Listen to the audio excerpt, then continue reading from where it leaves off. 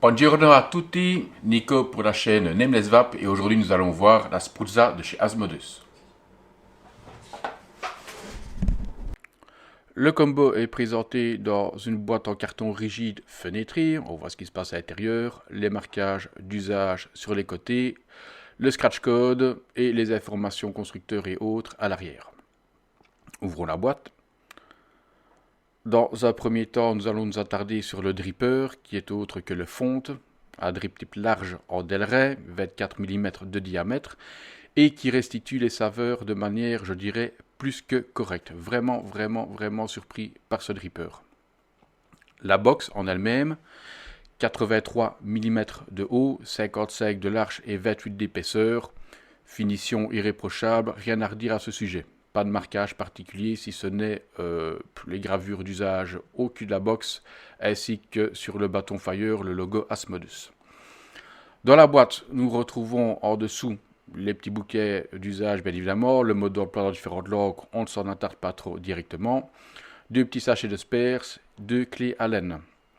Une des clés Allen permettant la plus grosse de démonter le pin bottom feeder et la plus petite elle permet de fixer les coils. Sachez le spares, un réducteur de chambre parce que c'est un dripper que l'on peut monter en simple ou double coil, des jouets de rechange, un pin non BF pour adapter et alors une paire de coils Onicoils en NI80 qui sont assez sympathiques.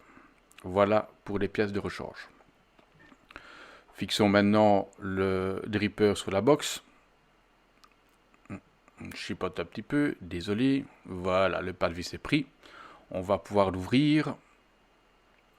Ce qu'il y a à savoir, c'est que les jouets sont assez durs pour retirer et refixer le top cap. C'est assez embêtant à bien lubrifier, bien évidemment, si vous ne voulez pas les déchirer. L'intérieur du top cap est domé pour un meilleur envoi, meilleure restitution des saveurs. Regardez ce que je vous disais, on appuie, ils sont lubrifiés, mais il faut malgré tout forcer, ça risque d'abîmer les jouets.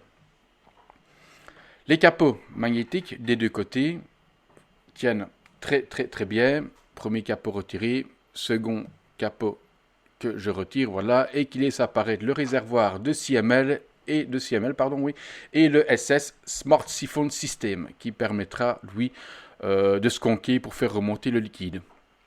Introduction d'un accu en 18650, on referme le cache arrière, le cache avant. Vous avez pu voir, il y avait un port USB qui permet de recharger d'une part la box et d'autre part de faire les mises à jour quand elles seront disponibles. 5 clics nous permettra de démarrer la box, arriver sur l'écran de contrôle. Un petit coup de slide vers le bas pour déverrouiller la box. On balaye, contrôle température, mode curve, le mode TCR, le mode TFR. La plupart des options qu'on retrouve sur pratiquement toutes les boxes. On appuie sur Power, incrémenter plus ou moins pour revenir sur la box. 3 clics permet de verrouiller l'action du slide et du bouton Fire. Et afin de le déverrouiller, on repratique 3 clics et on est revenu à la présentation initiale. Le slide permettant toujours de déverrouiller. Bon, vous voyez, moi j'ai un petit peu de mal avec mes gros doigts parce que j'ai tendance à avoir une transpiration, donc ça ne fait pas toujours fortement contact, malheureusement. Mais je suis certain que d'autres s'y retrouveront et n'auront aucun problème. 5 clics pour verrouiller la box, enfin la couper, et on confirme en appuyant sur le logo. Très belle box, rien à redire franchement à ce niveau. Le principe du skunk, vous verrez probablement bien ici sans coton. On appuie, ça monte gentiment, tranquillement, sans éclabousser, sans bulle d'air, rien du tout. Vraiment très bien. Pour faire le remplissage de notre réservoir, on a une petite fenêtre menue par un jouet. Il suffit de le monter. On remplit par le trou qui est ici découvert. On referme et c'est parti. À savoir que le petit plexi est assez résistant, mais il est possible d'en trouver de rechange si jamais vous veniez à le perdre ou le casser.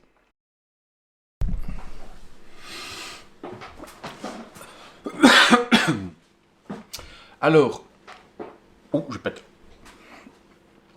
En résumé, nous sommes ici face à un combo box dripper en bottom feeder avec le système triple S qui est vraiment pratique et agréable à utiliser. vous aurez peut-être un petit peu peur si vous investissez dans ce type de box au début, parce qu'à sec, forcément, la manette a tendance à rester bloquée vers le bas. Une fois le liquide mis dedans, une fois que l'on a travaillé un petit peu avec, il n'y a plus aucun souci. Il n'y a pas de saccade, ça descend gentiment, honnêtement. Le dripper, quant à lui, étonné, littéralement bluffé, bonne restitution des saveurs, système bottom feeding vraiment nickel, pas de fuite, rien du tout. Bien évidemment, le cotonnage va jouer. Seul point négatif, je dirais, sur ce type de box, c'est qu'on a affaire à une box 80 watts.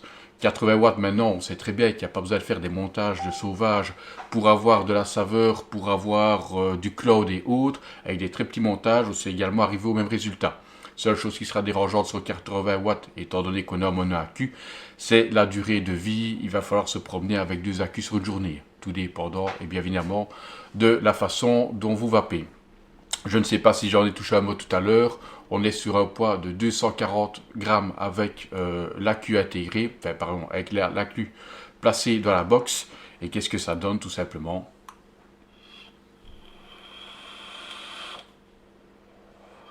Ça envoie. Un petit Bathilde ici en 50-50 PGVG. Les coils d'origine dont je parlais tout à l'heure, donc ce sont des Honeycoil, donc du Fuse Clapton en 0,3 ohm pour les deux, chose qui est déjà un petit peu basse pour la capacité en accu. Donc un Fuse Clapton en 2 x 26 gauche, enrobé d'un 40 gauche, et tout ça en NI80. Voilà, c'était Nico pour la chaîne Nameless Vape. Il me reste à vous souhaiter une bonne journée, ou une bonne soirée, et surtout une bonne vape. À bientôt.